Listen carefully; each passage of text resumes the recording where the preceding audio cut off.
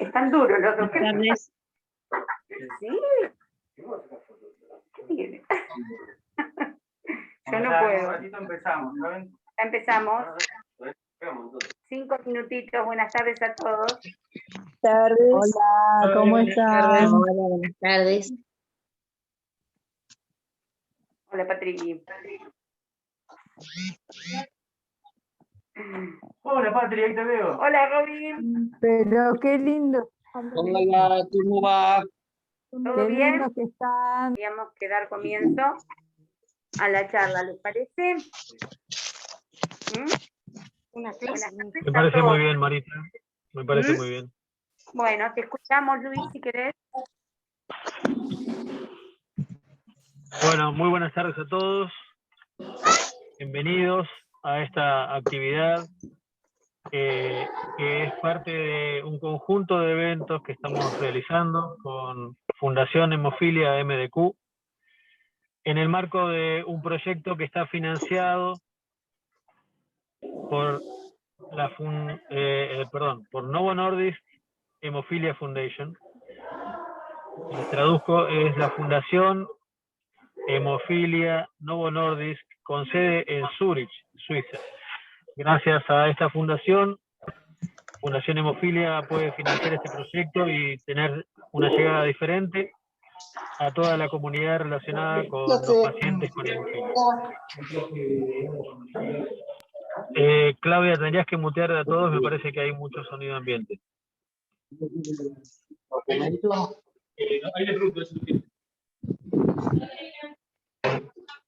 Tiene Marita, es ¿vos un estás muteada? detenido con...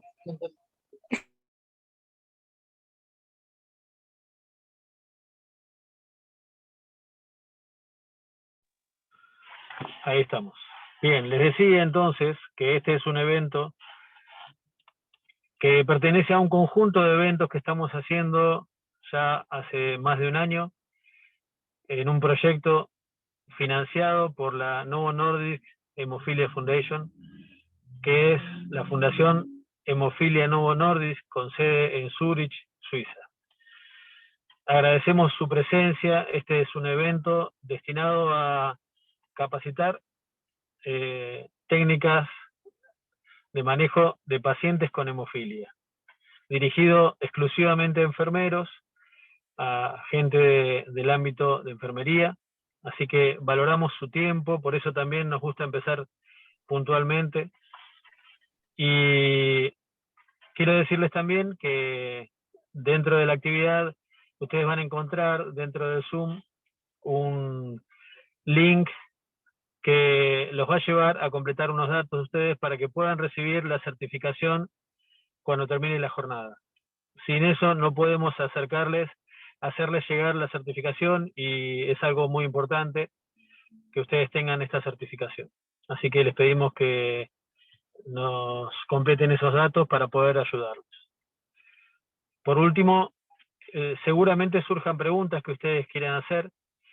En el marco de esta actividad va a estar María del Carmen Jodar, que es presidente de Fundación Hemofilia MDQ. También va a estar asistida en este momento por licenciado en enfermería, Leonardo Méndez, y el enfermero Cristian Rodríguez. Ambos están ayudando y contribuyendo en este proceso. Vamos a estar haciendo una asistencia con el manejo de una herramienta que simula un brazo. Eso Marita va a especificarlo mucho mejor. Y también nos acompaña la doctora Mónica Martínez y la doctora Gabriela Esliva. Así que dejo el paso para Marita, como le decimos todos, para que haga lo suyo. Yo estoy aquí, Marita, sigo conectado. Gracias, Luis. Buenas tardes a todos. Un gusto tenerlos. ¿Se escucha bien? Bárbaro. Sí, perfecto, se escucha. Perfecto, bueno, buenas tardes a todos. Gracias por estar. Un gusto enorme tenerlos. Mi nombre es Marita Jodar, soy presidenta de la Fundación.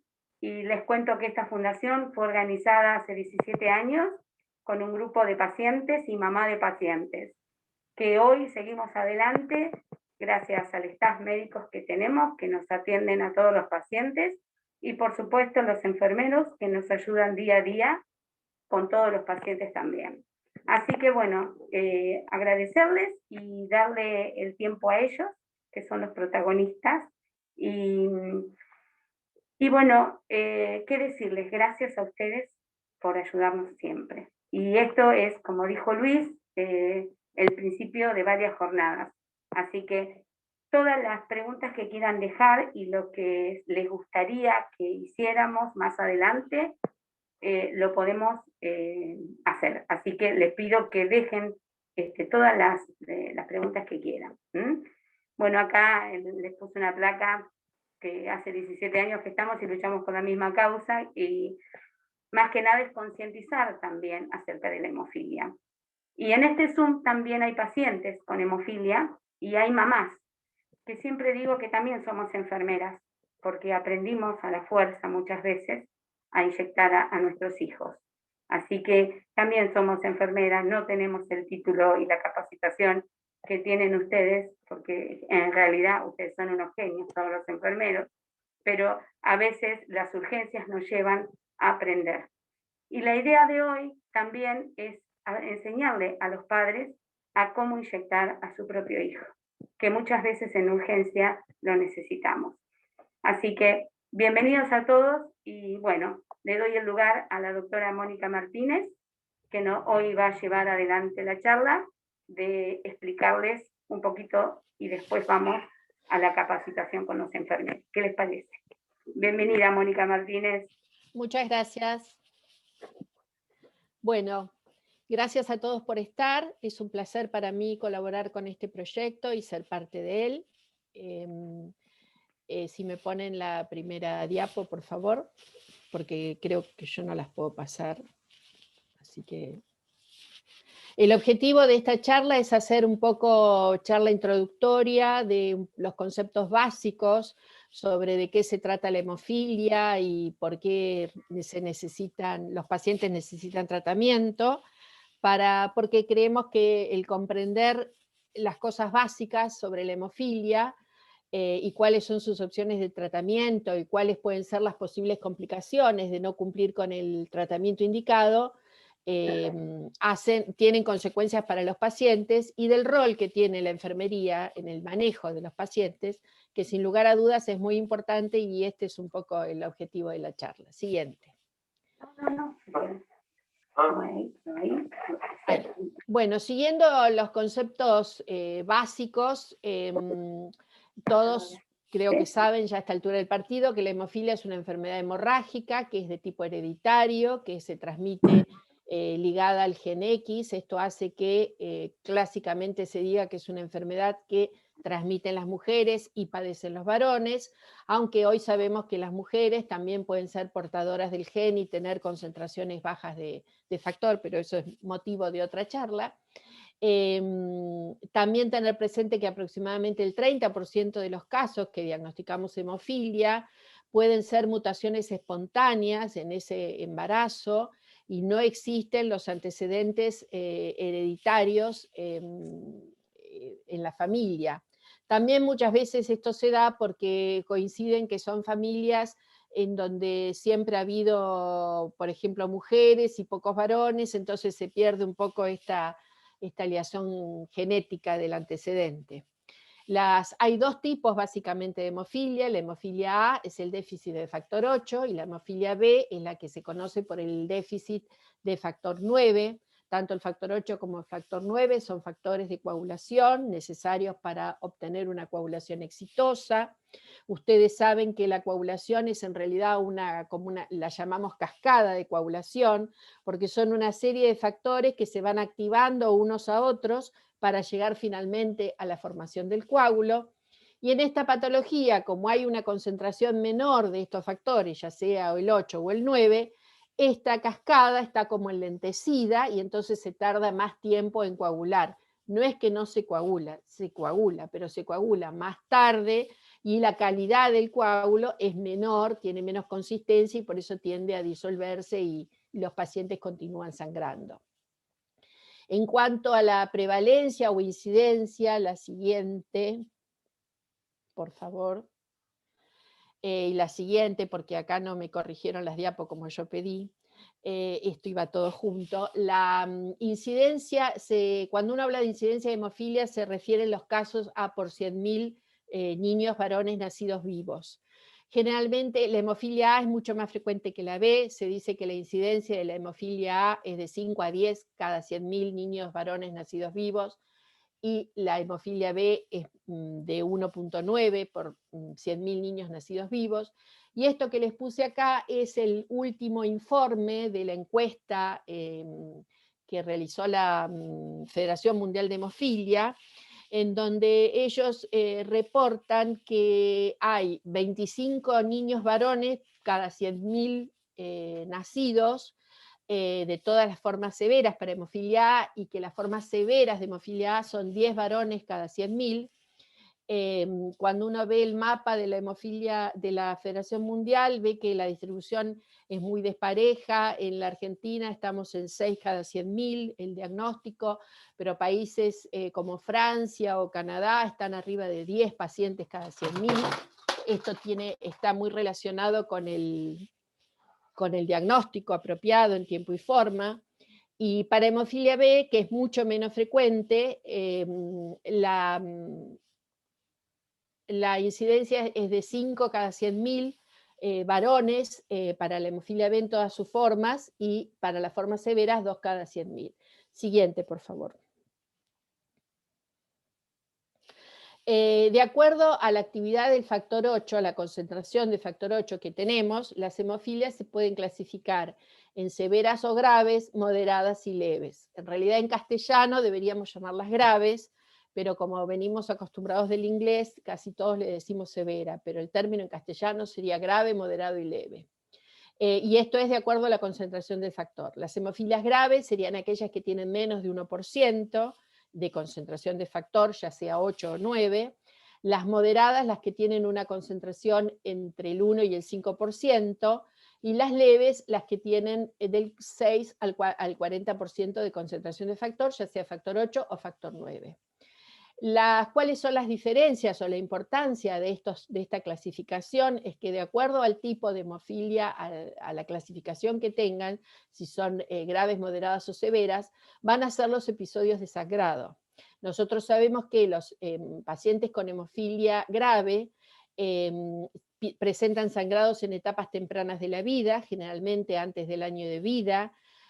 Suelen presentar episodios hemorrágicos espontáneos de 2 a 3 o 4 por mes, mientras que los moderados en general se diagnostican en una etapa más avanzada de la vida, en general alrededor de los 6, 7, 8 años, y en general los diagnósticos se hacen secundarios a algún traumatismo o algún procedimiento quirúrgico. Y las formas leves son las más difíciles, y son por ahí difíciles de diagnosticar, en el sentido que como las concentraciones del factor 8 a veces son superiores al 20%, solamente se hacen manifiestas para su diagnóstico cuando los pacientes sangran después de una cirugía, de un procedimiento quirúrgico, de un traumatismo grave. Siguiente.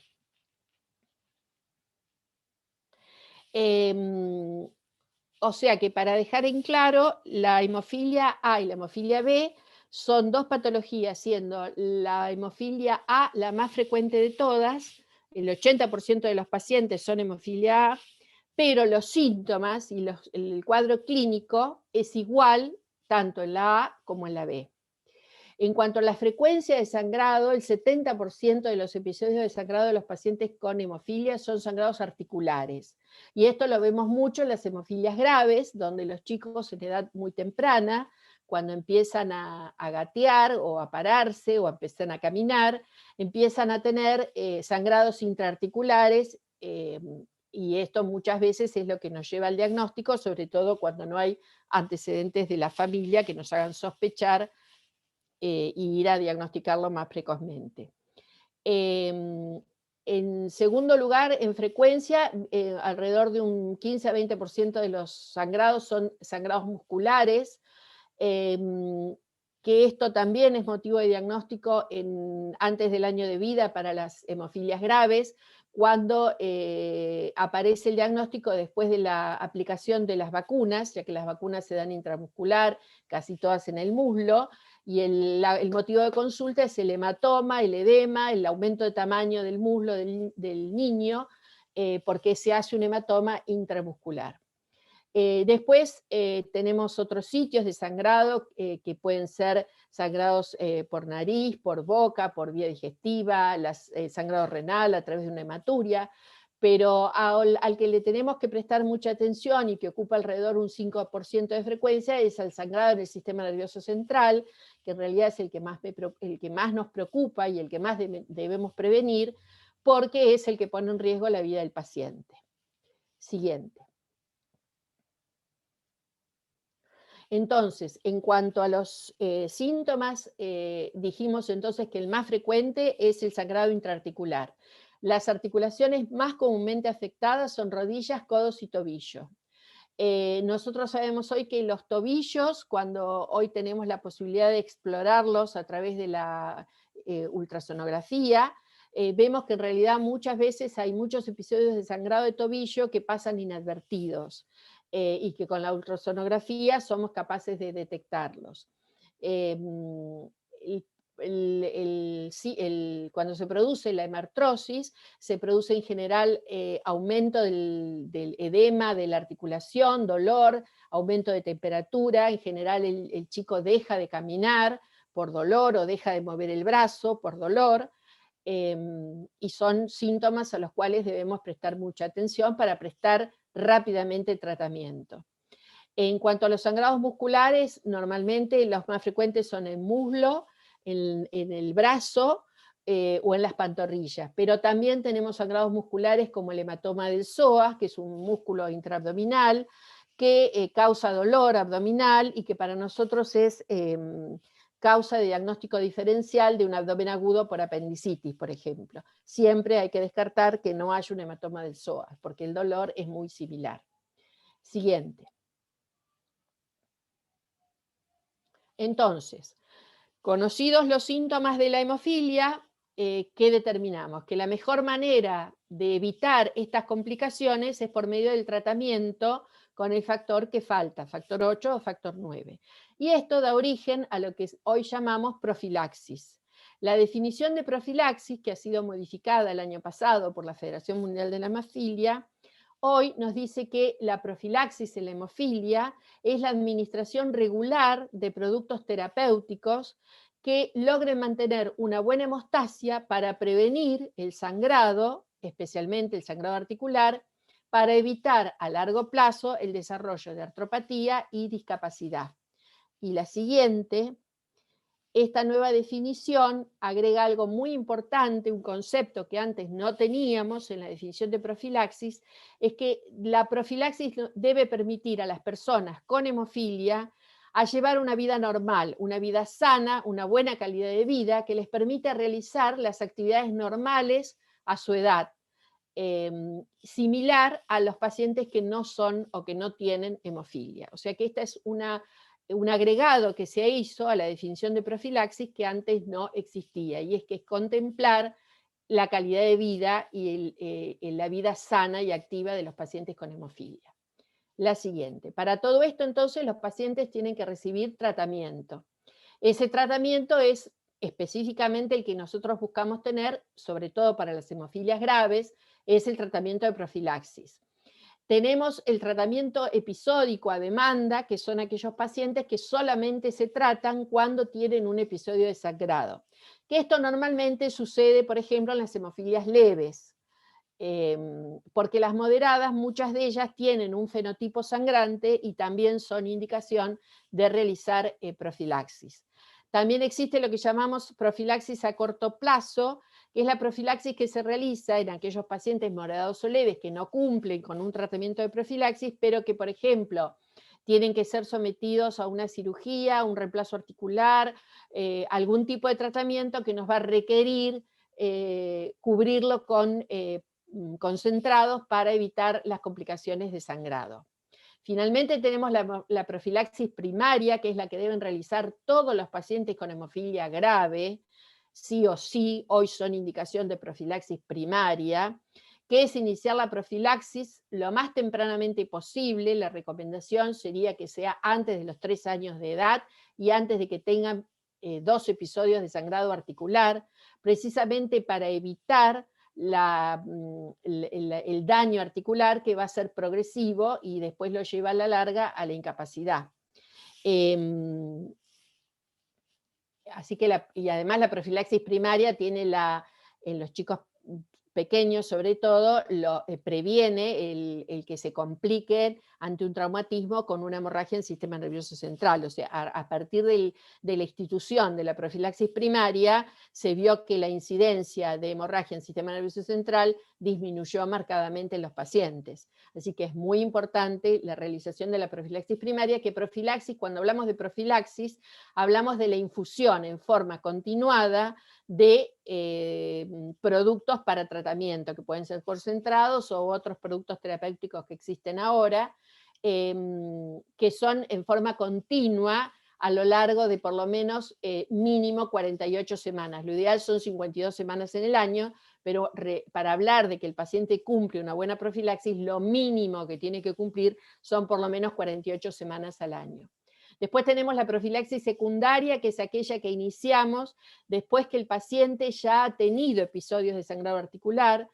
Entonces, cuando ya tiene más de 3 episodios, lo ideal es iniciar una profilaxis para evitar que siga progresando el daño articular, porque también otro detalle importante es que una articulación, una vez que sangra, ya es una articulación que queda como predispuesta a presentar posteriores sangrados. Entonces, si sangra el tobillo, sangra la rodilla, no es infrecuente que después los episodios siguientes de sangrado sean en esa misma articulación.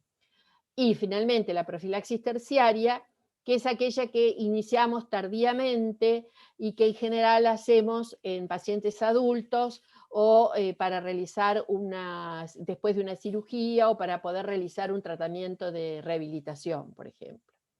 Pero los pacientes graves tienen indicación de hacer profilaxis primaria desde las primeras etapas de su vida. Siguiente.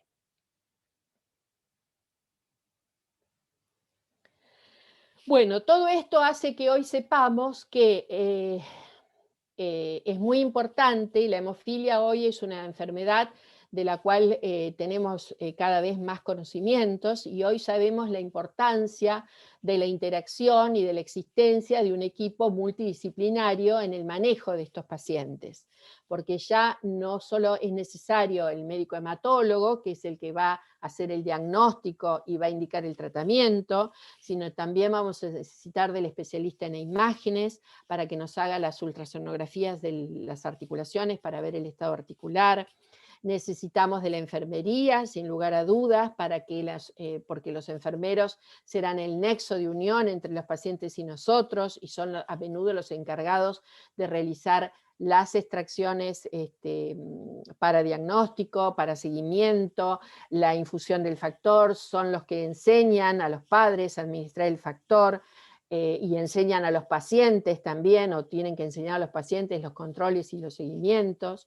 Los bioquímicos a través del laboratorio, porque son importantes para hacer el diagnóstico. Los psicólogos, porque sin lugar a dudas para una familia enfrentarse al diagnóstico de un niño con hemofilia siempre es un desafío, y requieren del apoyo y de la atención psicológica, y el niño posteriormente, cuando crece, necesita el apoyo psicológico para no sentirse diferente a los demás y que puede incorporarse a la vida diaria. El ortopedista para prestar atención a las afectaciones articulares y determinar la necesidad o no de algunos procedimientos ortopédicos. El fisioterapeuta, que también cumple un rol muy importante en la recuperación del movimiento. Es muy importante el rol de la fisioterapia para mantener una buena masa muscular, una buena tonicidad muscular, porque eso favorece y da más fortaleza a las articulaciones para evitar el sangrado. la asistente social, que es necesaria para que ayude al paciente en la guía en satisfacer las necesidades que pueden presentar en cuanto al acceso al tratamiento, las dificultades que puedan tener con la obra social, con su vida diaria. El odontólogo también cumple un rol fundamental, porque para nosotros los pacientes con hemofilia es importantísimo que tengan una buena salud bucal para evitar complicaciones posteriores, así que también la consulta con el odontólogo es precoz y debe ser mantenida a lo largo de los años. Así que, como verán, hace falta todo un equipo multidisciplinario para lograr la buena asistencia del paciente con hemofilia. A su vez a veces pueden requerirse otras especialidades, como pueden ser la infectología, el hepatólogo, el manejo del dolor, especialistas en manejo del dolor cuando hay afectación articular. Así que, como verán, el equipo es muy importante que se acostumbre a trabajar en la multidisciplina y en la interacción. Siguiente.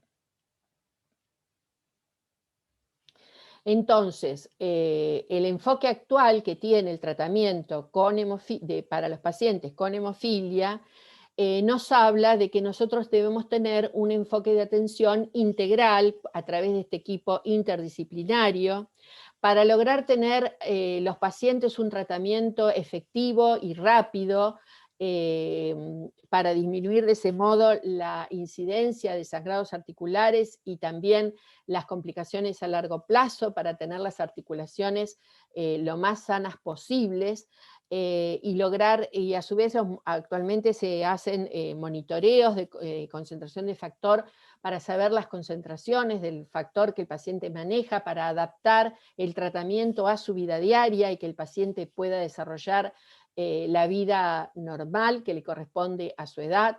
Esto se logra a través de esta multidisciplina, y que tenemos que tener en claro que nuestras estrategias de esta atención integral son fundamentalmente dirigidas a las diferentes formas de tratamiento que tenemos disponibles. La siguiente.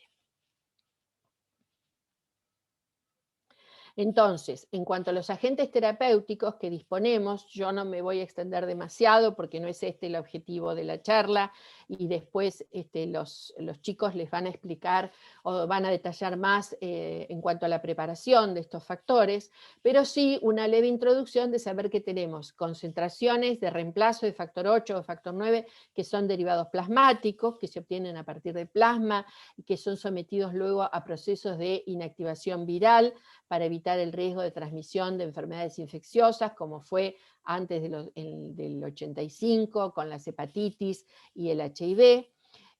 Los concentrados de tipo recombinante, actualmente existen factores recombinantes que llamamos de cuarta y quinta generación, que son factores en donde no existe en su proceso de fabricación ningún componente humano, o sea que no tienen ningún riesgo de transmisión de infecciones, de enfermedades infecciosas ni de enfermedades por priones. Los agentes vapaciantes, que específicamente en el país tenemos dos, que son el complejo protrombínico activado y el factor 7 activado recombinante, que son dos agentes que se usan específicamente para los pacientes que tienen hemofilia con inhibidor. Los factores de vida media extendida, que ya están empezando a comercializarse en la Argentina, que tienen la característica de haberse logrado por distintos procedimientos de adición de albúmina o unión AFC de la inmunoglobulina, prolongar su vida media o pegilarlos, logran prolongar su vida media, y esto hace que en vez de recibir infusiones de factor 3 veces por semana, muchos de ellos puedan pasar a recibir infusiones de factor 2 veces por semana en el caso del factor 8, y en el caso de la hemofilia B, estas infusiones se pueden extender a una vez cada 15 días o una vez cada 21 días, porque son mucho más exitosos. Fue mucho más exitoso prolongar la vida media del factor 9 que del factor 8 por sus características propias. También tenemos lo que hoy se llaman terapias de sustitución. Hay desarrollo en el mundo de diferentes medicamentos constituidos en esta terapia que no son factor específico, Por ahora en la Argentina el único que está disponible es el emicizumab, que es un factor que hace de puente o de bypass y activa directamente al factor 10, pero que no es ni factor 8 ni factor 9, que tiene la característica de administrarse subcutáneo una vez por semana. Pero en el mundo también existen ya de este tipo de terapia de sustitución en desarrollo, factores tanto que inhiben al TFPI, que es el factor de inhibición tisular, y también actúan a nivel de antitrombina 3, que están en desarrollo y que muy prontamente van a empezar a ser admitidos y que van a ser sin duda, van a modificar el tratamiento de los pacientes en el futuro, y son todo un desafío para nosotros porque va a cambiar mucho la visión y el tratamiento de los pacientes, o sea que son la puerta a un nuevo paradigma que, bueno, dentro de unos años podremos hablarlo con más detalle.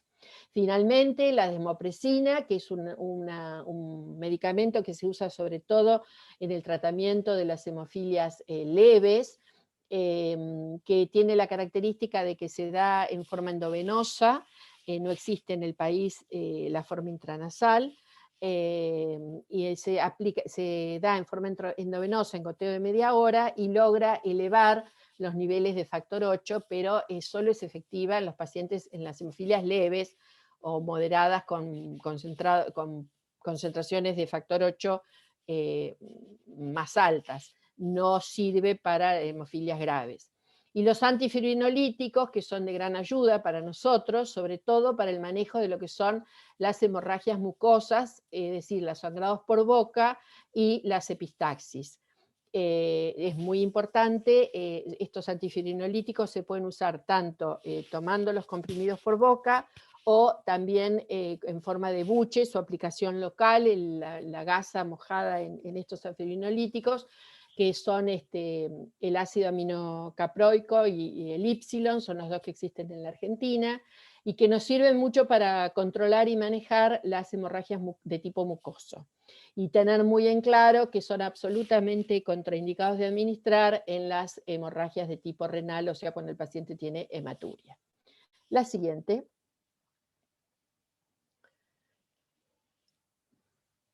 Bueno, entonces, aquí viene lo importante, ¿cuál es el rol de la enfermería? Es importante para nosotros que los enfermeros conozcan estas bases de la enfermedad, en qué consiste la enfermedad, cómo se diagnostica, cómo se trata y cuáles son las complicaciones que el paciente puede tener, porque en la medida que adquieran este conocimiento, ellos van a poder cumplir mejor el rol de educar a los pacientes y a su familia.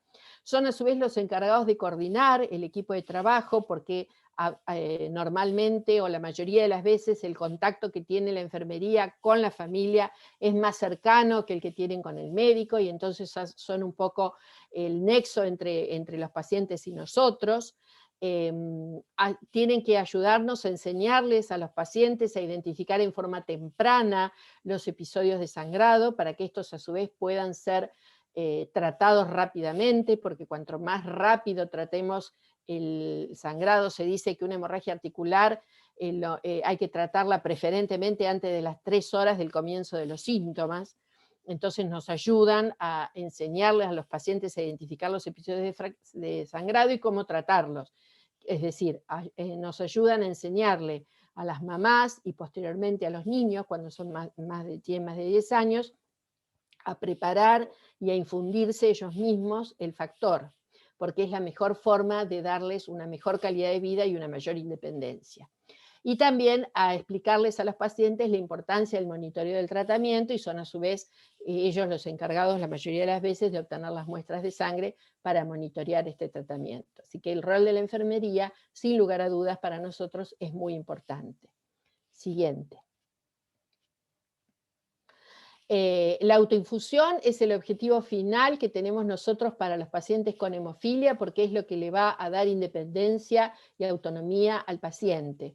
Si un paciente aprende a autoinfundirse, le permite, por ejemplo, en el caso de los adolescentes, que si tienen que ir a un campamento con la escuela o un viaje escolar, lo pueden hacer se llevan su factor y se administra el factor cuando sienten algún síntoma de sangrado. Así que es muy importante que aprendan los pacientes y los padres, cuando los chicos son chiquitos, a infundir este factor, porque es la mejor forma de dar tratamiento en forma más precoz, y no tienen que salir corriendo a buscar un enfermero que se los administre.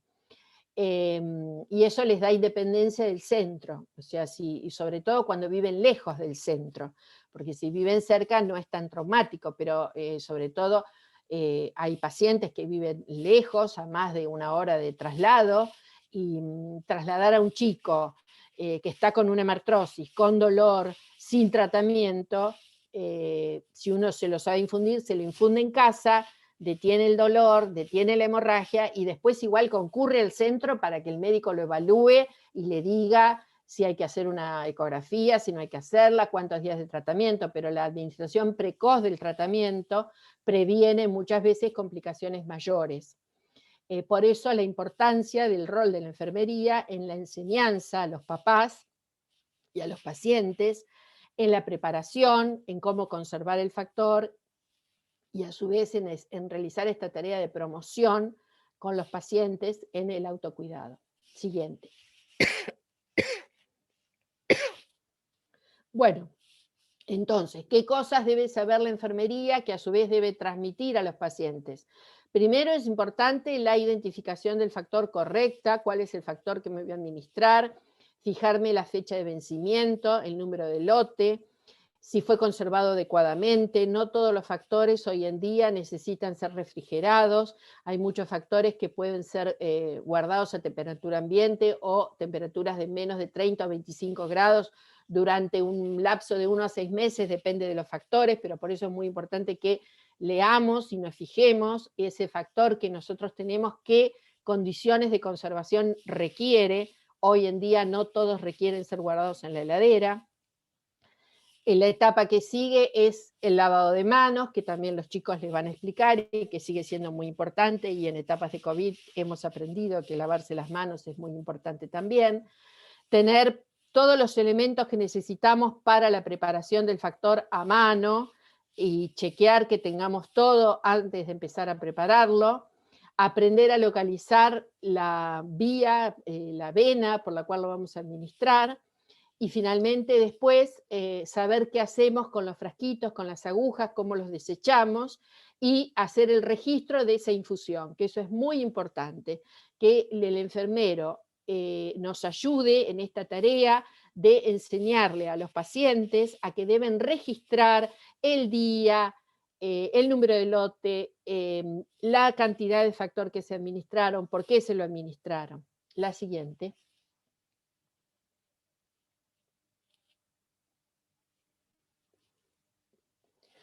Bueno, de la tunelización voy a hablar muy poco porque los chicos lo van a explicar en la práctica, pero básicamente la tunelización en lo que consiste es en pinchar siempre la misma vena en el mismo sitio, en la medida de lo posible. Esto hace que la vena se cree como una especie de túnel o fístula en el acceso venoso, lo cual permite que la vena se vaya engrosando. Hay un puntito donde siempre pinchamos que cambia de color, esa sensibilidad también es menor, y hace más fácil la administración del factor. Eso también es a preferencia de pacientes. Hay pacientes que prefieren esto de la tunelización y hay pacientes que prefieren cambiar de un sitio al otro, ir cambiando el acceso. El siguiente.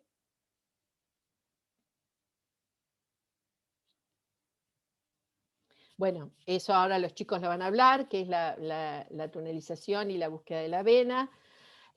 Una de las cosas que no dije cuando los dije, o sí creo que lo dije, que hay productos ahora que son de administración subcutánea, y que los que son subcutáneos habitualmente se administran a nivel de abdomen o cara anterolateral de muslo. Y también en el brazo pueden ser dados. O sea, saber que ahora no todos son endovenosos. La importancia de los registros, en esto necesitamos que el enfermero comprenda la importancia del registro y nos ayude a realizar este registro.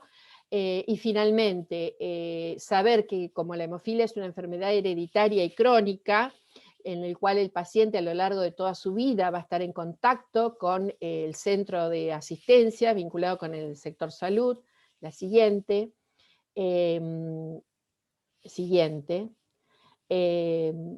Esto hace que la complejidad de la asistencia del paciente con hemofilia hace que necesitemos de la ayuda de este equipo interdisciplinario, de la colaboración y fundamentalmente del rol que va a cumplir la enfermería para satisfacer las demandas de los pacientes y las familias y de este modo asegurar la calidad de atención. La siguiente. Por lo tanto, la enfermería tiene un rol fundamental en el tratamiento de la hemofilia y normalmente son quienes nos ayudan a coordinar esta interacción entre el paciente y el resto del grupo interdisciplinario, y esta coordinación y esta asistencia finalmente tiene como objetivo final lograr la autonomía y la seguridad del paciente. Y creo que esta era la última. Sí. Bueno, así que ahora les doy paso a Marita y los chicos, que son los que van a hablar sobre cómo se preparan los factores y cómo buscamos la vena. Y les recuerdo, por favor, que contesten al final en el chat las preguntas que para nosotros van a ser muy importantes. Muchas gracias. Bueno, excelente. Gracias, doctora Mónica Martínez. Bueno, como les decía entonces, vamos a darle el paso a la presidente de Fundación de Hemofilia MDQ, María del Carmen Jodar, y que está acompañada y asistida, en este caso, como les decía, por Leonardo Méndez, licenciado en enfermería, y Cristian Rodríguez, enfermero también, de profesión. Bueno, te doy el pase, Marita. Bien, gracias. Primero agradecerle a la doctora Mónica Martínez, excelente, muy buena. Gracias por todo el aporte que nos das día a día, Moni. Muchas gracias desde La Plata. Estás acompañándonos siempre. Muchas gracias. Y bueno, y ahora les voy a dar paso. Se ve bien los chicos, así que ellos van a empezar a dar la charla y después voy a pasar yo con mi celular a acercarme al brazo para ver más de cerca cómo trabajan ellos. Así que bueno, les doy el paso a ellos para que se presenten y hablen ellos. Bueno, buenas tardes, yo soy Cristian Rodríguez, soy enfermero. Y bueno, vamos a empezar con una introducción, como decía la doctora Martínez, sobre la labor de enfermería. Somos el nexo entre el médico y el paciente. Muchas veces nosotros somos los encargados de identificar si el paciente tiene un sangrado espontáneo o si ya está con una hemartrosis o una situación peor o agravante de la hemofilia. Bueno, nosotros nos encargamos de eso. Tomamos al paciente y ahí toma parte la hematóloga, traumatólogo, bueno, se hace todo el trabajo en equipo. Perfecto, bueno, ¿qué tal? Buenas tardes. Soy Leonardo Méndez Ronzolo, licenciado en enfermería. Y bueno, deseo agradecerles a todos por haberme sumado a este proyecto. Y bueno, perfecto, como bien nos dio el pie la doctora, este trabajo interdisciplinario y nuestra labor es, más allá de que esto va a estar dirigido, es un taller de simulación, va dirigido lo que es el área de enfermería.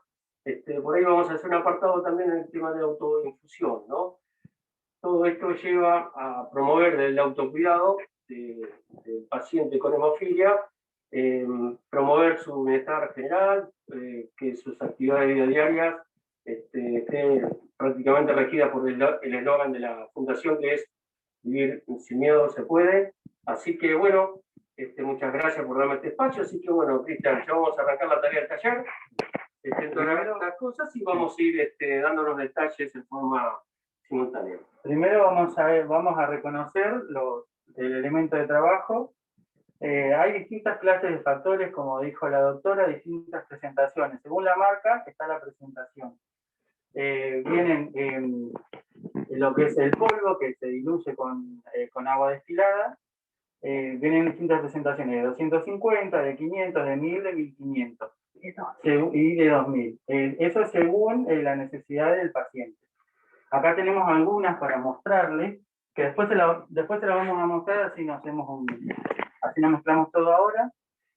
Nosotros vamos a trabajar con una marca específica, que bueno, no vamos a decir cuál es, que ya viene preparada la jeringa con lo que es el agua, para mezclar soluto y solvente.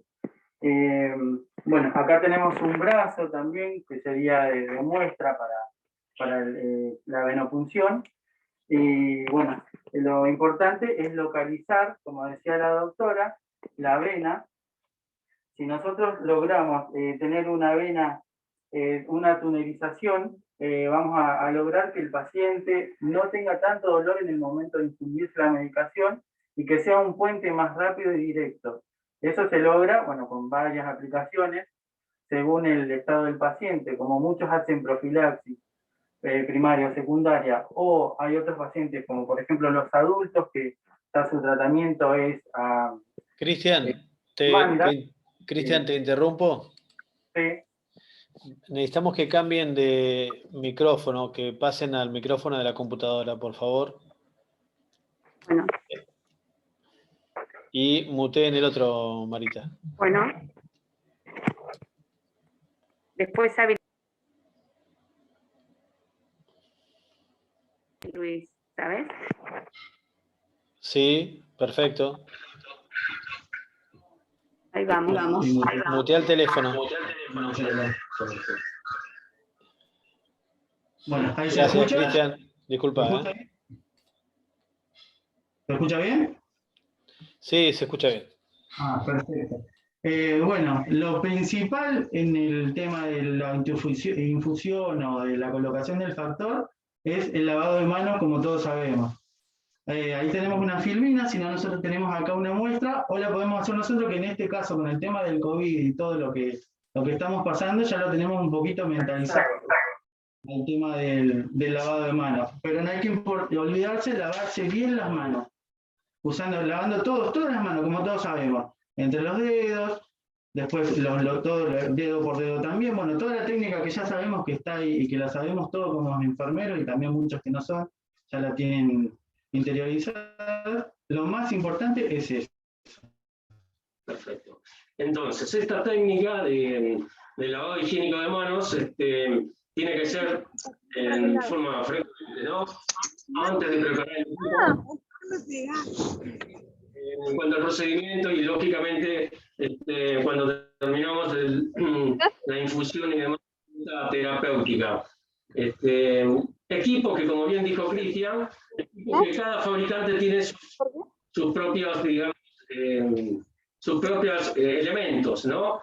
Vamos a ver los distintos elementos donde está el soluto en un determinado vial o envase, que va a ser diluido con también una solución, un disolvente, y tiene unos conectores para el paso, para la traslación de un elemento a otro, a través de filtros y dispositivos que permiten realmente obtener una sustancia homogénea, la medicación, que debe tener características de ser transparente, limpia y sin ningún tipo de solución, o sea que no esté turbia ni nada más. Bueno, tiene características para hacer una medicación viable.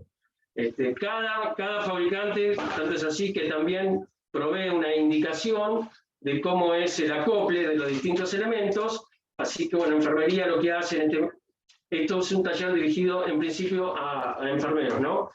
Donde por ahí hay cuestiones y ya hay una base de lo que son el ramal vascular y demás, bueno, y los brazos, que después vamos a entrar en el detalle cuando hablemos de las funciones, pero entonces claro está de que tenemos dispositivos de infusión, dispositivos de conectores, los Butter o Butterfly, que es un dispositivo también para infundir en forma directa el acceso venoso. Y bueno, como bien también nos dijo Cristian, realmente tenemos que, somos los encargados de la terapéutica, todo esto en equipos interdisciplinarios, lógicamente estamos alineados con la prescripción médica en cuanto a dosis, ¿no? Y formas de infusión. Bueno, bien, Cristian, seguimos. Bueno. Ahora les vamos a pasar a mostrar. Tenemos un problema técnico con el celular, así que bueno, igual son ampollas, que todas las conocemos, vienen más chiquitas, bueno, no se ven muy bien, pero vienen más chiquitas, de 200 para diluir en 10 mililitros de solución. Acá tenemos la solución. Después otras que vienen ya cargadas en la jeringa, que esa también es otra marca de Factor. Y bueno, con diferentes presentaciones, pero para un mismo tratamiento.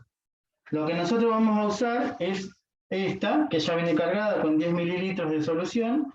Y bueno, tenemos para diluir el soluto y solvente. Lo único que cambian en muchas es el adaptador y el filtro. Hay algunas que ya vienen con el filtro en la misma jeringa, otros que no. Así que lo que vamos a hacer es preparar esto. Se los voy a mostrar acá, que es la que más se ve, la más cerca. Lo que se hace, se destapa el filtro, que viene todo empaquetadito para que no se contamine. Acuérdense, previo a esto, el lavado de manos. Lo que se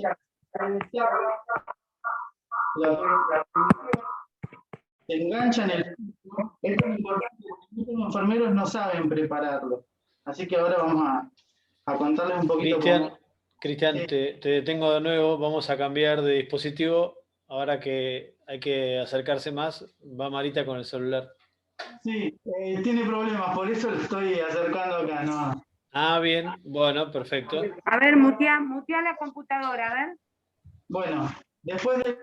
Espera un poquito, Cristian, espera un poquito, que ajustemos la parte tecnológica, no hay apuro. Leonardo, ¿podés mutear la computadora vos? ¿O Cristian?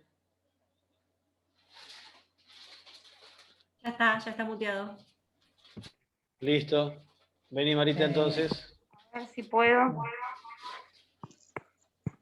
¿Podrían ir hablando, Luis?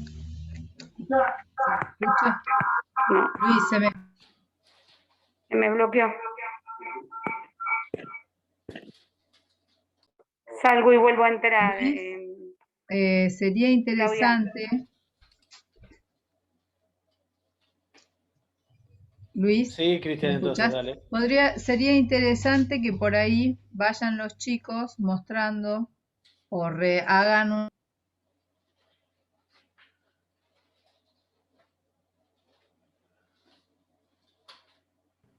Bien. Gaby, se te muteó el micrófono. Dale.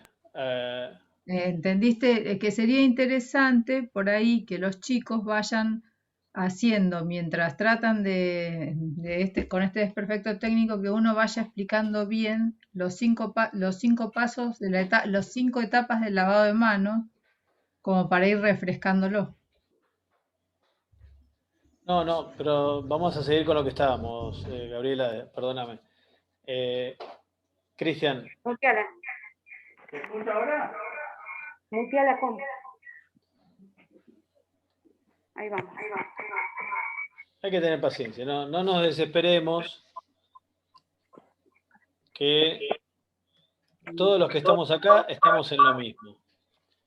Así que no hay ningún problema en que estamos todos lidiando con estas dificultades técnicas, así que no nos preocupemos, no tenemos que guardar las formas, estamos todos haciendo esto de buena fe y buena voluntad, así que no hay ningún problema. Cristian, adelante los dos, por favor. Vamos, ahora sí. Bueno, lo que hicimos fue colocar el filtro, que les mostraba antes que capaz que no escucharon.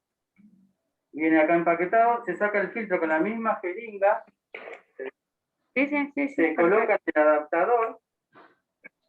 El adaptador, bueno, yo ya le saqué la tapita, pero le sacás la tapita y se inserta. Y ahí automáticamente baja, se mezcla soluto y solvente. Lo que hay que hacer es no batir, sino hacer movimientos circulares para que no se formen burbujas y no se puede utilizar todo el factor. Es importante, como nos comentaba Cristian, no agitar, porque claro está que la solución toma la forma de espuma y después ahí está. Bueno, ahí, una vez que se disuelve este factor, es buenísimo porque se disuelve todo. No cuesta mucho trabajo. Ahí el filtro ya está actuando. Si quedó alguna partícula, queda ahí en el filtro. Y bueno, y ahí ya tenemos el factor preparado para infundirlo directamente. Se pasa de manera en bolo, se localiza la vena, que ahora bueno, vamos a buscar la vena y se administra. Esto en realidad tendríamos que hacerlo cuando ya está la vena localizada para pasarlo, para no contaminar todo lo que es el producto. Y bueno, ahora vamos a pasar a buscar una vena. Apóyalo que está esterilizado. Todo está esterilizado. En lo que es paciente pediátrico, por lo general se aplica en el pliegue, que es el lugar, en la zona donde menos duele.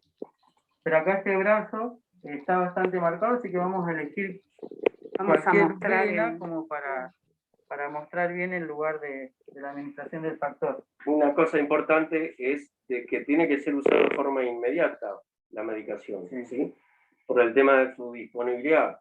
Según los laboratorios, bueno, hay una regla que realmente por ahí puede durar hasta 12 horas, pero bueno, generalmente tomamos a 3 centímetros del lugar de elección del sitio, ¿sí? Y las formas tomamos siempre en esta forma, es desde lo distal hacia lo proximal. ¿Cuál es el fundamento de esta elección? Es que en caso de que tengamos un error o tengamos por ahí problemas al querer abordar una vena, tengamos alternativas para realmente seguir el curso de la vena. Ese es uno de los principios. En principio tomamos lo que es el plano metatarsiano con las venas,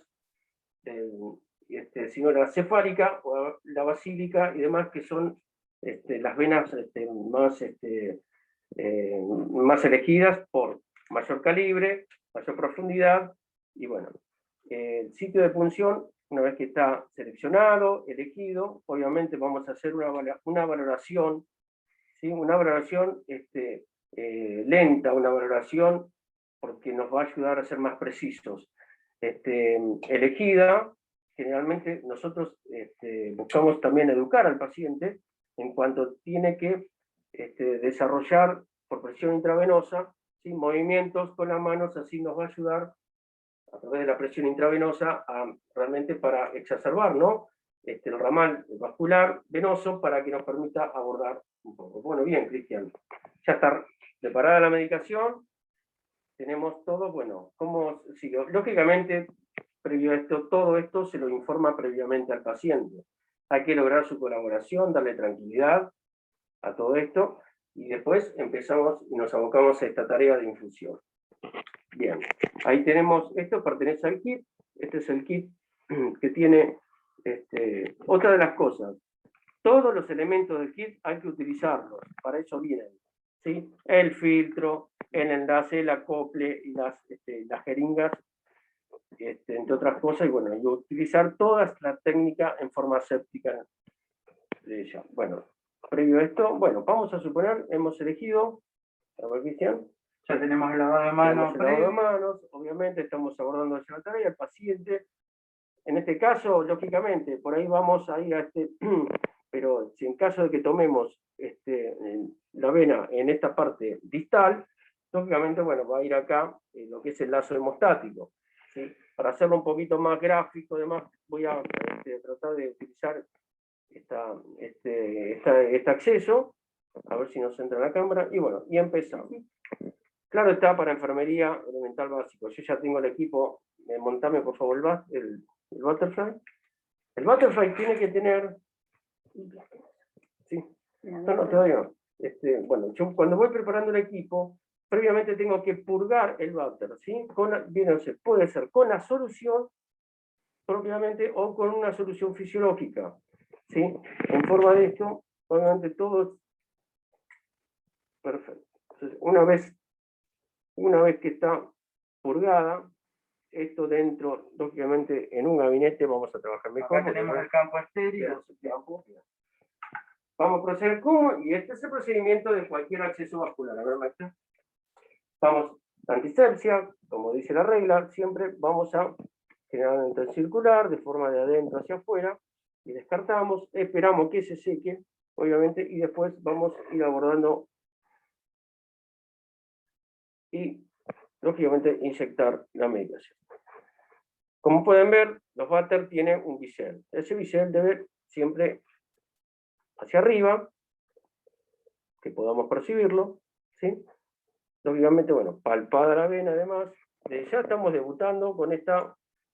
Por favor, abrimos el circuito para que podamos ver con este brazo, ¿no es cierto? Hay algo importante que es, vamos a tomar esta vena, a ver que bien que desarrollada está, ¿sí? A ver si estamos.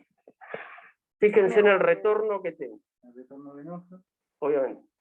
Enfócame ahí, por favor. Ese retorno me permite constatar que está en vena, lógico, y que bueno, empieza a infundir. Claro está que nunca tenemos, o sea, tenemos que tener siempre la precaución, sí, obviamente, antes de infundir voy a retirar el lazo hemostático, pero sí tengo que tener precaución de que no tenga un retorno y de que me contamine la muestra, que me contamine la medicación. O sea, si yo hago así, esto está mal. Obviamente si llega hasta acá, ¿sí? Porque me va a contaminar la medicación. Bien, ¿cómo infundo? La infusión tiene que ser una infusión lenta. Una infusión lenta que tiene entre 2 o 3 mililitros por minuto, dice, y demás, y tiene que ser y permanentemente constatando la permeabilidad con un poquito, retirando un poquito el émbolo, me permite ver que tengo el retorno venoso. Sigo infundiendo en forma, ¿sí? En forma permanente, despacio, lento, ya está, bueno, y otra cosa tengo que ir observando siempre cuáles son las manifestaciones, ¿sí? Del paciente. O sea, como cualquier otro medicamento, no está lejos de tener algún efecto adverso.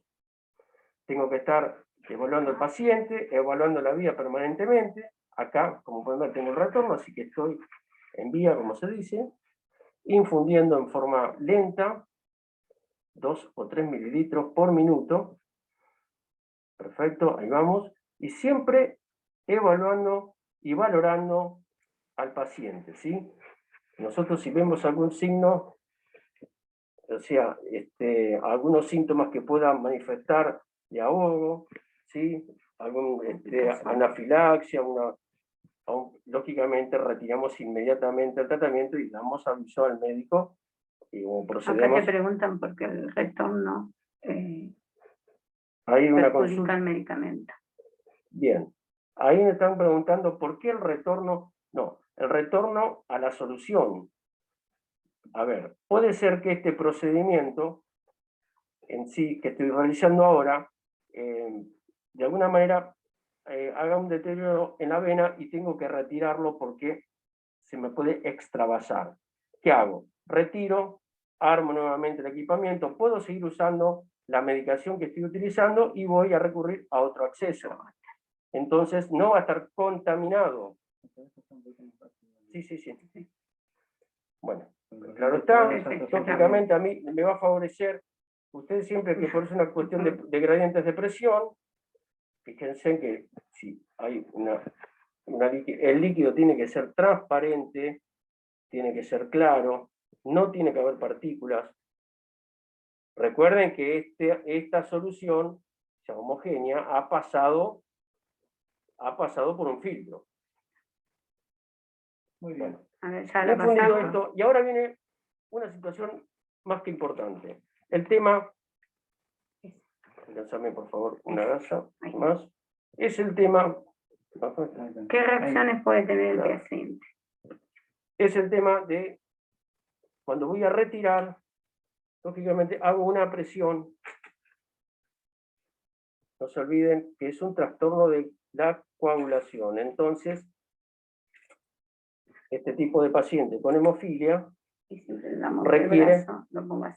requiere, lógicamente, mayor tiempo para que se genere. Y otra cosa, podemos movilizar. Exacto, y no se dobla.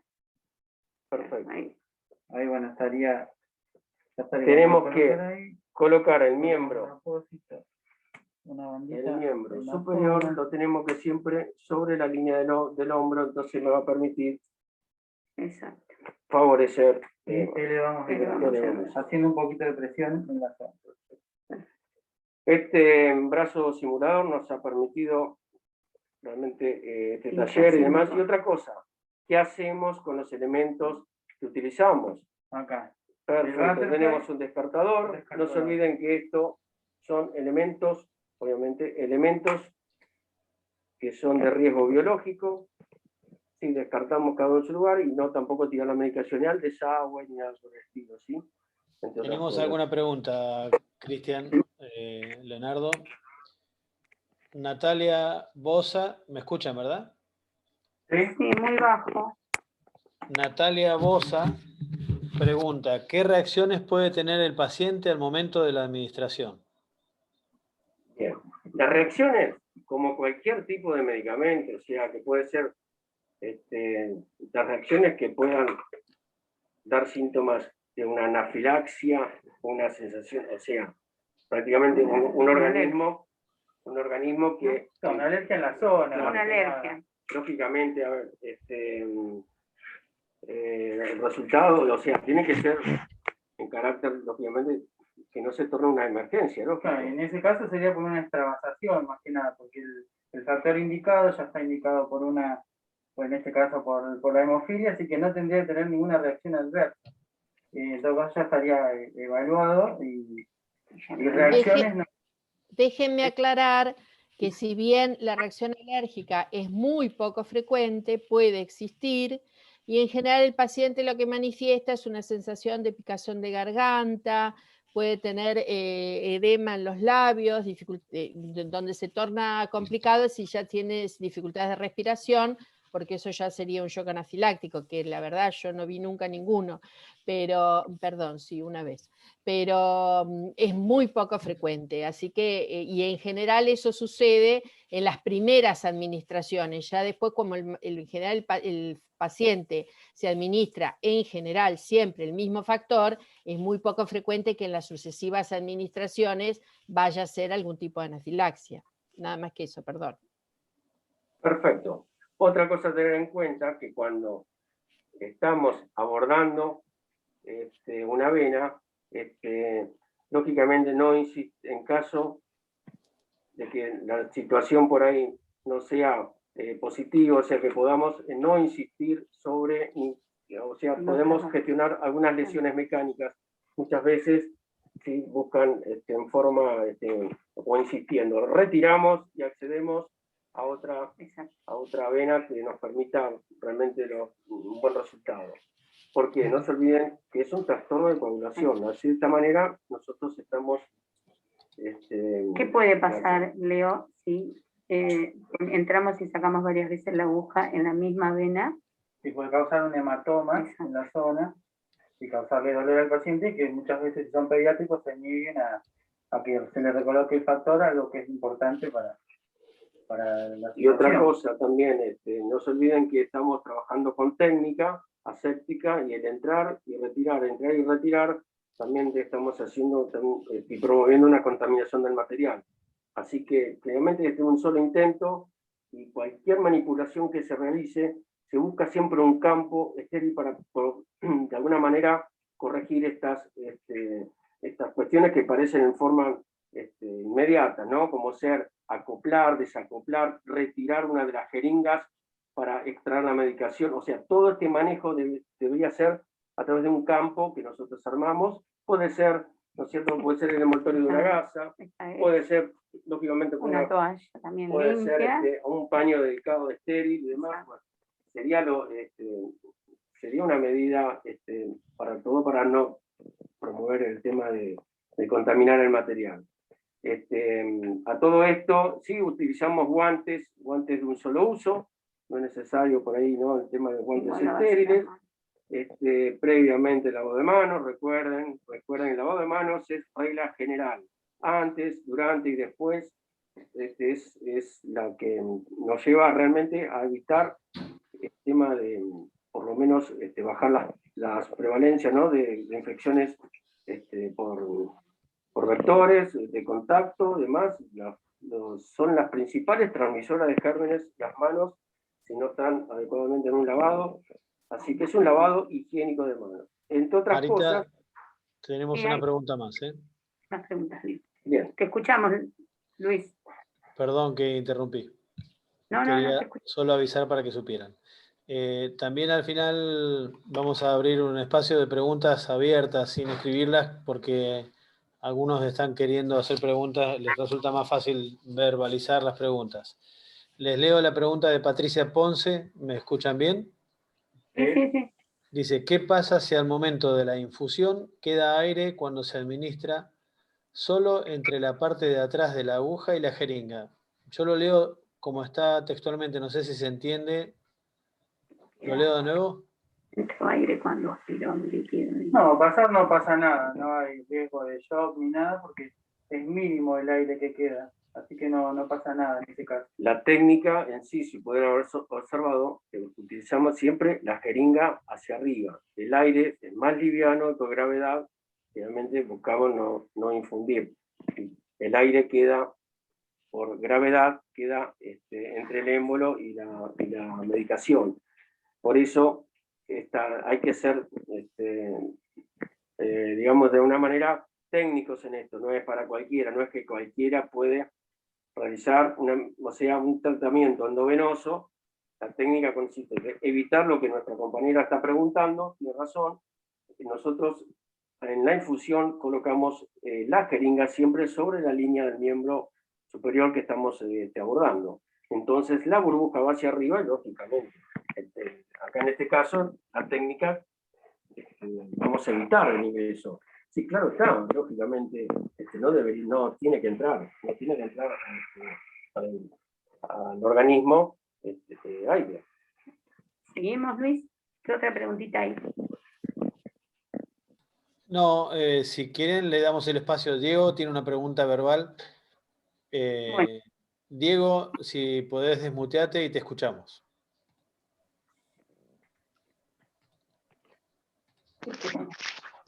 Hola, ¿qué tal? Buenas tardes. ¿Qué tal? Bueno, te comento.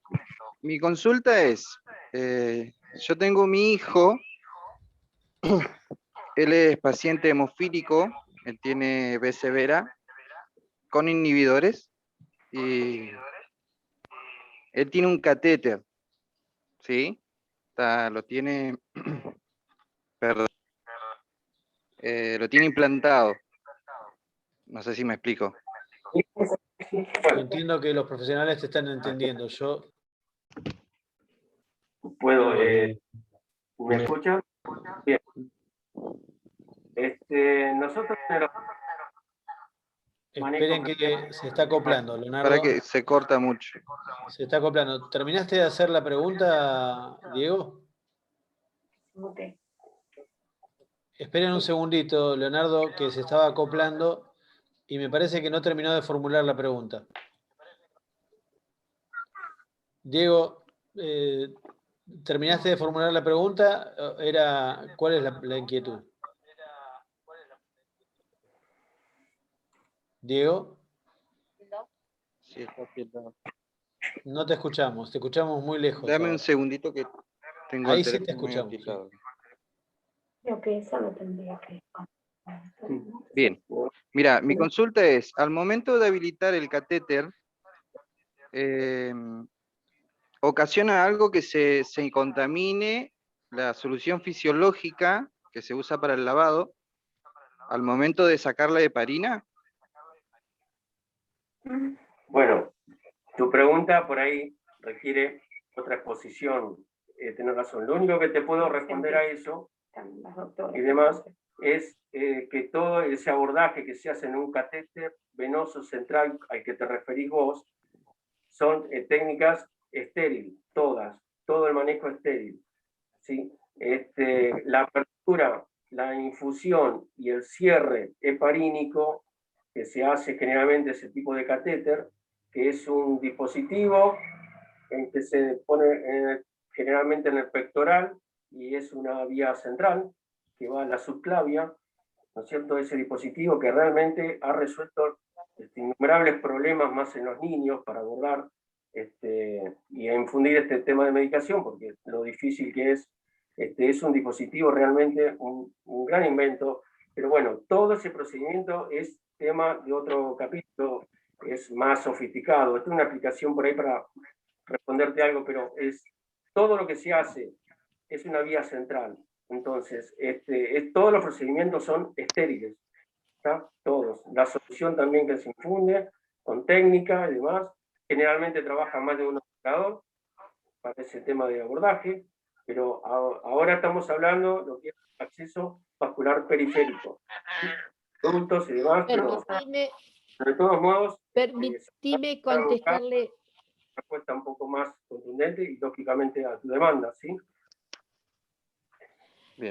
Permitime contestarle una cosa al papá. Vos te referís a que tu hijo tiene puesto un portacat. Y por lo que decís, exactamente, deduzco que te han enseñado a vos a manejarlo. No maneja una todavía enfermera. no nos enseñan, tenemos exactamente, pero Okay. son preguntas que por ahí se Bueno, generan, más allá que fue el tema consultado. no es imposible, se puede hacer. El consejo es siempre, como te decían los chicos, es tener mucho cuidado en no contaminar ninguna superficie, en que todo esté estéril, porque el riesgo que se corre cuando uno contamina, ya sea la solución fisiológica, la heparina o apoya en superficies que no debe, el riesgo que se corre es que contaminás eso y mandás una bacteria directamente al corazón. Que es lo que se llama, que posteriormente se puede hacer lo que nosotros decimos una bacteriemia. O sea que es a lo que más respeto se le tiene que tener. No es imposible, nosotros hemos tenido muchos pacientes con portacati que incluso han aprendido las Permitime mamás a molestarte un manejarlo. segundo. Sí. Sí, mira, recientemente, hace aproximadamente unos 10 días, a mi hijo se le sacó un portacat y se le instaló otro por una infección que él tuvo. ¿Sí? Mi consulta en sí era, ¿viste al momento de sacar la heparina? Cuando se hace el retorno, yo he visto que ha llegado sangre a la solución fisiológica.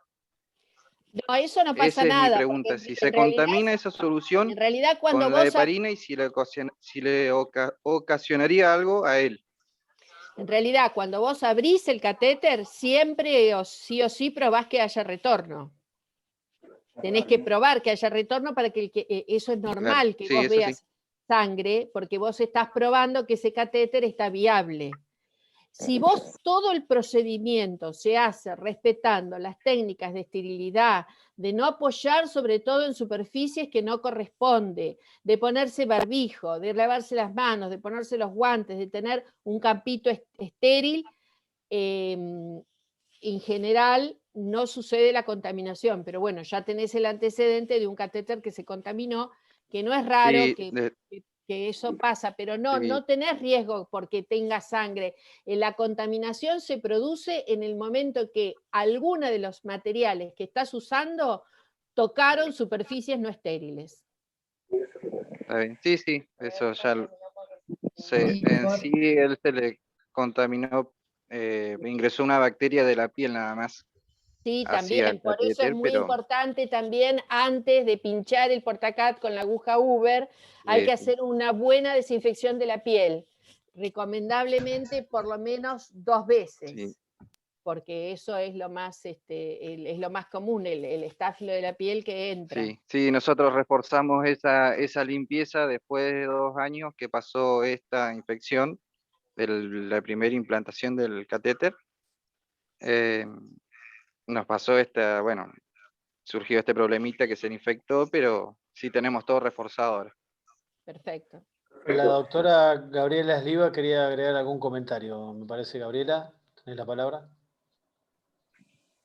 No, básicamente era un poco lo que acaba de decir Mónica, de limpiar bien la piel, y me pareció que el papá lo que preguntaba era cuál era el inconveniente si cuando si la heparina al final del procedimiento tenía sangre y todo, si eso contaminaba el catéter.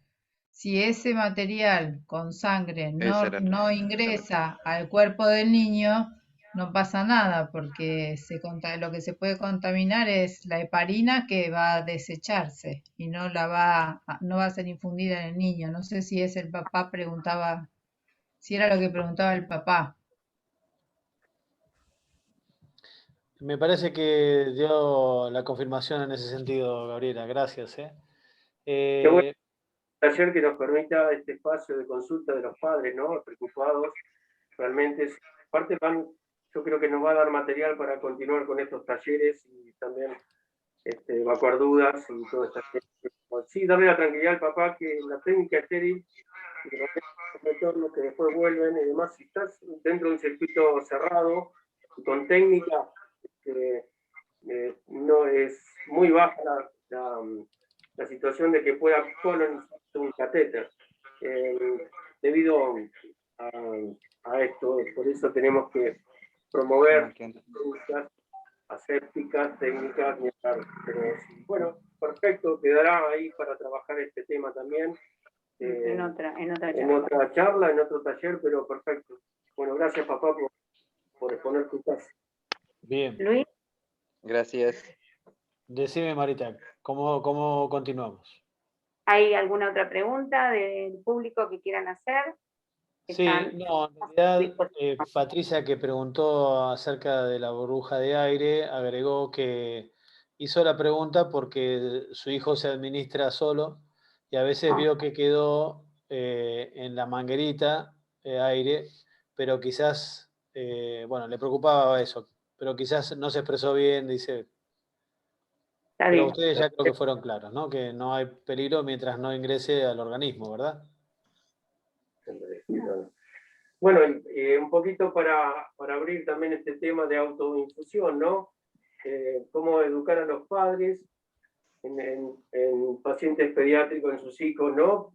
Pacientes con hemofilia, y también promover la autoinfusión. Generalmente se toma que después de los 8 años de edad estarían, pero muchas veces empiezan más con temprana edad, ya se los ven quietos y demás, y bueno, realmente enfermería también, el tema de promover educación, ¿no es cierto? Promover todo esto del tema del cuidado, autocuidado, y realmente de que pueda vivir realizando su tratamiento, y no generar situaciones así que sean traumáticas. Si un chico ve que lo estamos abordando innumerables veces para poder, ¿no es cierto?, obtener una vena para administrar la medicación, y tendríamos que ser mucho más prolijos para tratar de evitar estos temas que le pueden ocasionar ciertos traumas y, bueno, limitarlo de ello. Decía, el enfermero, en sí, nuestro rol de enfermería, tenemos que estar muy bien preparados para eso, así que, bueno, con todo el apoyo del equipo interdisciplinario, ¿no? Cristian, ¿aportamos algo? No, eso, nosotros en lo que es fundación ya tuvimos varios talleres de autoinfusión con pacientes. Muchos aprendieron ahí a localizar la vena, a infundir la medicación, a prepararla. Como decía Leo, es muy importante eso porque le da una libertad al paciente, al familiar, de no tener que depender tanto de una institución o de un enfermero, sino poder ir tranquilo que van a poder solucionar el problema en cualquier lugar. Así que bueno, eso lo haremos en algún otro encuentro. En este caso era más para enfermeros, como para contar el tema de la medicación, porque por más que es una enfermedad que nosotros conocemos, hay muchos lugares que no es conocida, ni siquiera conocen lo que es los concentrados, el factor. Por eso más que nada queríamos hacer hincapié en eso, en las distintas presentaciones, cómo prepararlo, porque también prepararlo para nosotros que tenemos ya lo conocemos, es algo sencillo, pero para alguien que no lo conoce, es algo que se torna bastante engorroso. Y bueno, nada, eso. Hay que seguir para adelante y ayudar para que enfermería salga, que seamos reconocidos como profesionales como lo somos, y ayudando a las familias y acompañando a todos para una mejor calidad de vida. Bien, quiero contarte, Luis, también, y contarle a todos los que están, que Cristian también es parte de la comisión directiva de la Fundación, comenzó conmigo hace 17 años y es tesorero de la comisión. Así que él decidió empezar a estudiar enfermería para ayudarnos en esta lucha. Así que agradecida de que comparta hoy nuestra primera jornada, que fue espectacular. Linda, gracias a Leo también, muy bueno. En realidad Leo también trabaja con muchos pacientes, y bueno, así que creo que ha sido un gusto tenerlos a los dos y poder compartir esto tan lindo que para uno que es mamá nos llena de alegría. Así que bueno, no sé, Luis, ¿hay alguna otra pregunta más que quieran decir? No sé si A alguien mí, tiene buenas alguna... tardes. Sí. Disculpe la interrupción, a mí me gustaría hacer una consulta, si Luis me permite. Sí, decime tu nombre, por favor. Mi nombre es Ariel, me pongo en la cámara, estoy desde General Juan Madariaga, conocí la fundación en una jornada de enfermería en el año 2019 en la localidad de Villa Gesell. Admiro la predisposición de todas las madres para acompañar a todos sus familiares que transitan el proceso de esta patología.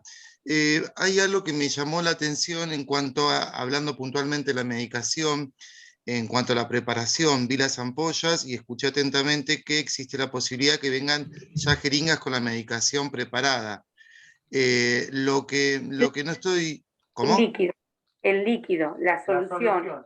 La solución, porque yo no sabía si viene una medida estándar tanto para pacientes pediátricos y adultos, o en cuanto a la cantidad de medicación varía.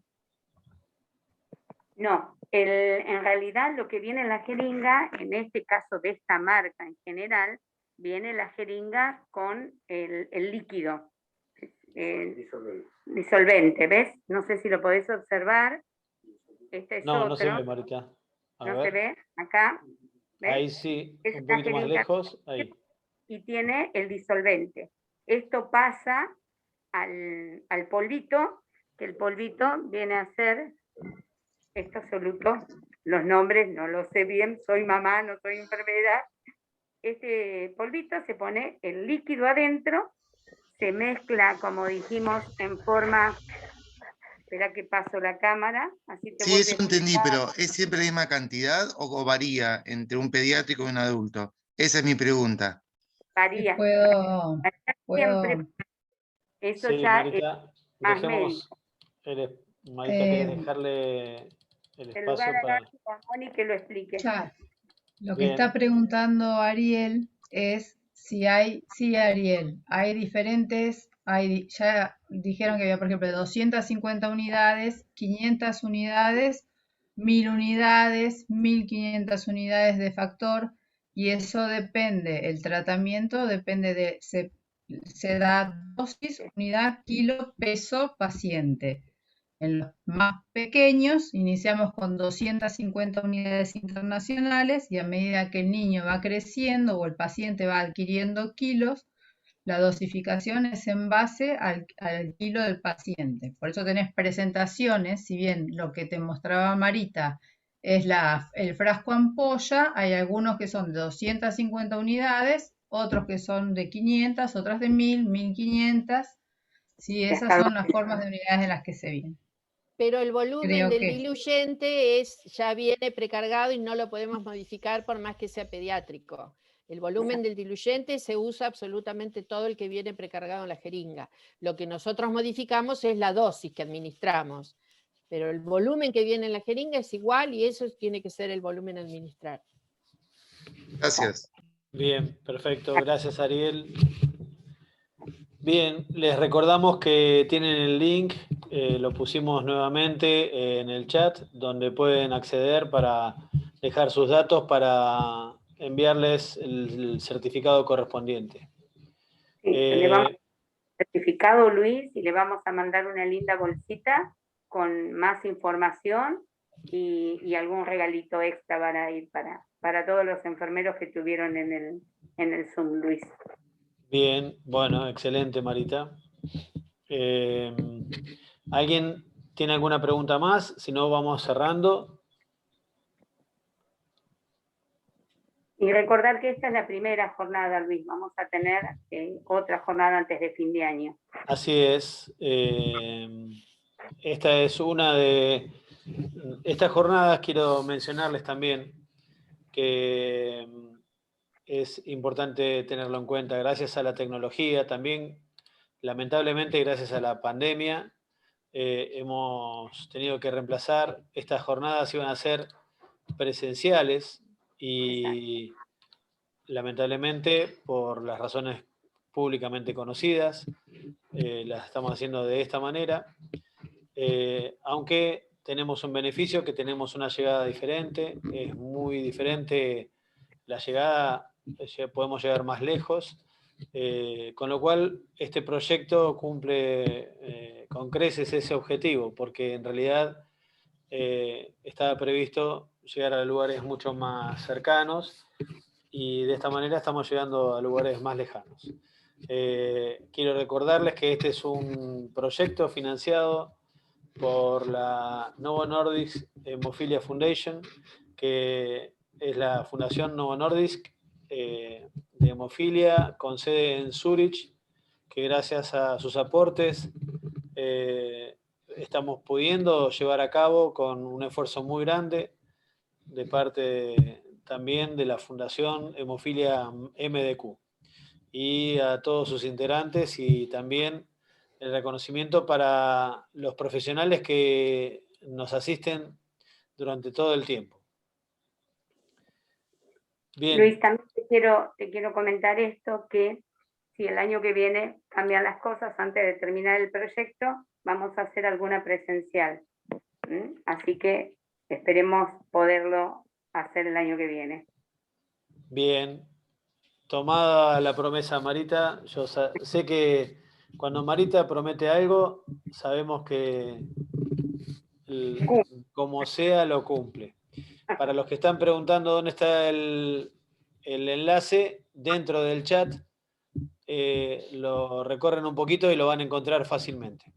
Dentro del chat del Zoom, tienen que ir en su pantalla donde dice chat, opriman ahí y van recorriendo los comentarios hasta que encuentran una cosa escrita muy rara con letras y ahí lo van a poder encontrar. Bueno, hay muestras de agradecimiento, Marita, también agradecimiento por el nivel de la jornada. Hay también una mamá, un perdón, segundito, Mónica, hay una mamá. un segundito, Mónica, sí, ya te... Quiero agradecer nuevamente a Leonardo y a Cristian por su trabajo también. Sí, Mónica, discúlpame. No, que veo en el chat que hay una mamá que preguntó porque nos escuchó hablar de unidades y ella dice que su hija usa miligramos porque usa factor 7. Y sí, nosotros nos referimos a unidades porque estamos hablando de factor 8, factor 9 en forma genérica, pero es cierto que hay otras formas, otros productos, pero lo importante al fin de la pregunta, que era si el volumen de la jeringa, del diluyente, se adaptaba según el tamaño del paciente, la respuesta es no. El líquido que viene en el diluyente se usa completo para diluir el polvo liofilizado. Así que no importa si es miligramos, unidades, se usa todo lo que viene provisto en el frasquito, ¿sí? Y la otra cosa que vi, que también hay gente que pregunta si después van a tener algún link para escucharla de nuevo, o algunos que accedieron tarde, que eso ustedes sabrán. Sí, esto se está grabando, así que va a ser posible que podamos compartir el enlace para que puedan verlo también, sí. O se puede subir a la plataforma también, Luis, comentar también que tenemos una plataforma que estamos terminando de armar, que la podemos ir subiendo a las charlas también. Sí, estaría bueno. Claudia me está mencionando que va a estar subido en YouTube, así que vamos a informarles dónde está la charla para que puedan volver a verla cuando deseen. Genial, buenísimo. Bueno, muchísimas gracias a todos. Gracias, Luis, por ayudarnos. Gracias, Claudia, que estás. Gracias, Moni, por estar siempre. Sí, está. Y bueno, a Gaby, y bueno, a todos gracias. Ahí saludan con la mano. Da cosa esa mano, por favor. Un abrazo muy grande para todos, muy lindo estuvo la charla. Gracias por estar, Cholito. Te Gracias, un beso grande. Gracias a todos los presentes. cumplimos un número muy importante, más de 90 asistentes, así que les agradecemos por todo el tiempo dispensado y también a los profesionales por la asistencia. Un aplauso para todos. Gracias. Excelente, los felicito a todos. Gracias. Gracias. Que tengan buen fin de semana. A seguir trabajando. Igualmente, Gracias muchísimas para gracias. todo. Muchas gracias por todo. Gracias, Choli. Gracias. Felicitaciones a los enfermeros ahí que han hecho el aguante con el brazo. Gracias, Leo. Unos fenómenos y como siempre, gracias, Mónica, impecable. Seguimos adelante. Vamos. Gracias. Hasta luego. A todos.